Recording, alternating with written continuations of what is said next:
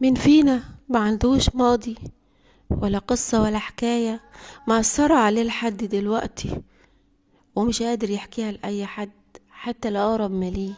كلنا عندنا حكايات وقصص مليانة تعب زي الرعب. أهلا بيكم في قصة جديدة من قصص الرعب مع أمل. هحكي لكم قصة حقيقية حصلت لبنت اتدمرت حياتها بسبب سحر سفلي، وازاي أمها اللي زي الأسد حاربت علشان تنقذها. لأول مرة تشوف قناتي اشتركوا فيها واضغطوا على الجرس علشان يوصلكم كل جديد. يلا نبتدي. السلام عليكم ورحمة الله وبركاته. كان يومها عندي 20 سنة، بنت في عز شبابي. قلبي كان مليان أحلام وفرح، لكن منها لله. مرات أخويا اللي كنت بعتبرها أكتر من أخت دخلت بيتنا، وكنت بعملها بكل طيبة وحب. كنت بحكي لها أسراري واضحك معاها. ناس كتير كانوا بيتقدمولي لجوازي، وكنت بحلم زي أي بنت ببيت دافي وحياة هادية. بس من غير ما أحس كانت بتخطط ليا في الضلمة. عرفت بعدين إنها عملت لي سحر سفلي، سحر أسود من النوع اللي يقفل أبواب الرزق والفرح. كان مشروب، شيء أنا شربته بإيدي من غير ما أعرف إنه سم وبيجري في دمي.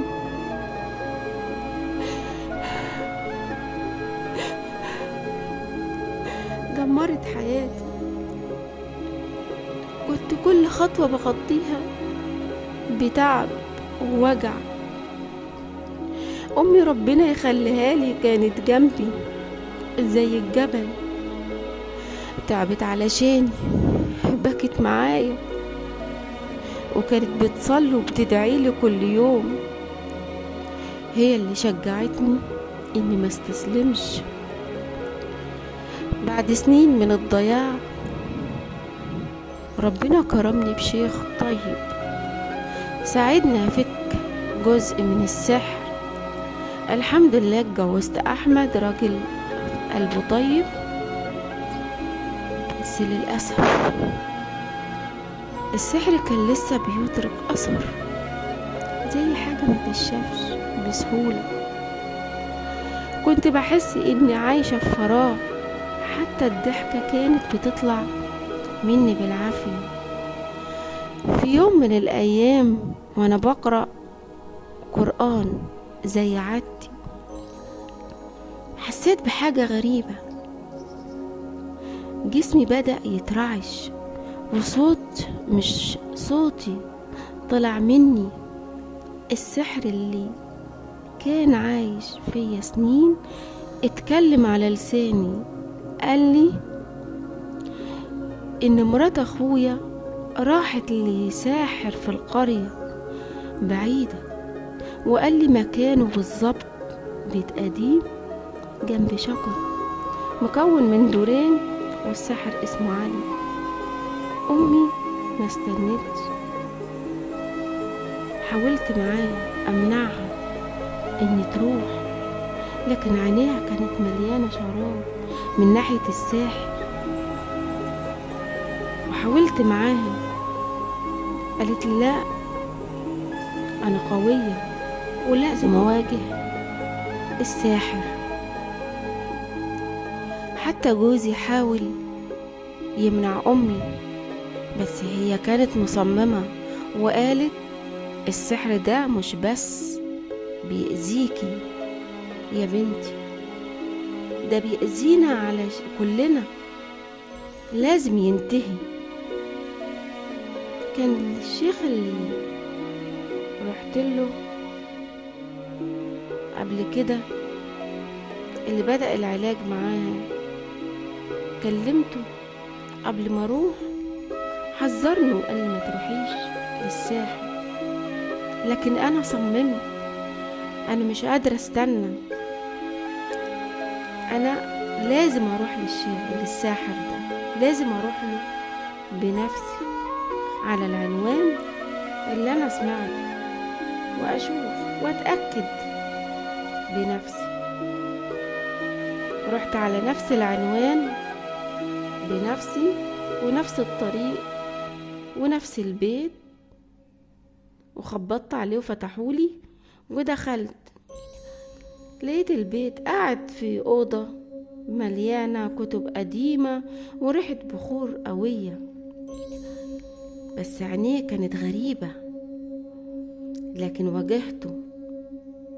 الساحر حاول يتهرب مني، بس أنا كنت زي النار قايدة في قلبي.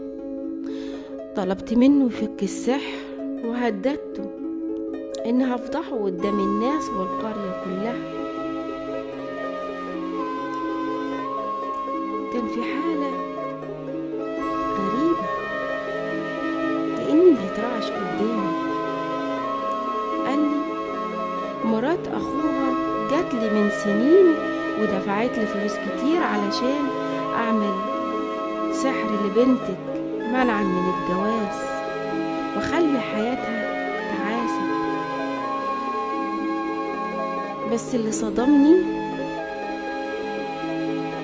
لما قال السحر مش مشروب بس، ده كمان في حاجات مدفونة تحت السرير اللي بتنام عليه. رجعت البيت بسرعة ومعايا الشيخ اللي ساعدني قبل كده. بدأنا نحفر تحت السرير، لقينا صندوق صغير فيه حاجات غريبة زي شعر وأظافر وورقة مكتوب عليها اسم بنتي بالحبر، حبر أحمر. الشيخ قرأ عليه آيات من القرآن وحرق الصندوق بنار. وأنا اللي كنت واقفة بعيد حسيت زي ما في جبل اتشال من عليا صدري. لأول مرة من سنين حسيت إني بتنفس بجد. أمي اللي كانت تعبانة من الطريق والمواجهة حضنتني وقعدت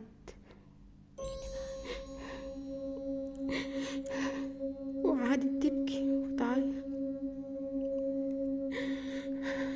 قالت لي الحمد لله يا بنتي خلصنا منه. بعد الحادثة دي حياتي بدأت تتغير. السحابة السوداء اللي كانت فوق راسي بدأت تروح بشيء في شيء. أحمد كان جنبي شجعني وكان بيضحكني. حتى مرات أخويا من يومها لما عرفت، من يوم ما عرفت إننا اكتشفناها واكتشفنا اللي عملته اختفت من حياتنا. الناس قالوا إنها سابت البلد ومحدش عارف راحت فين.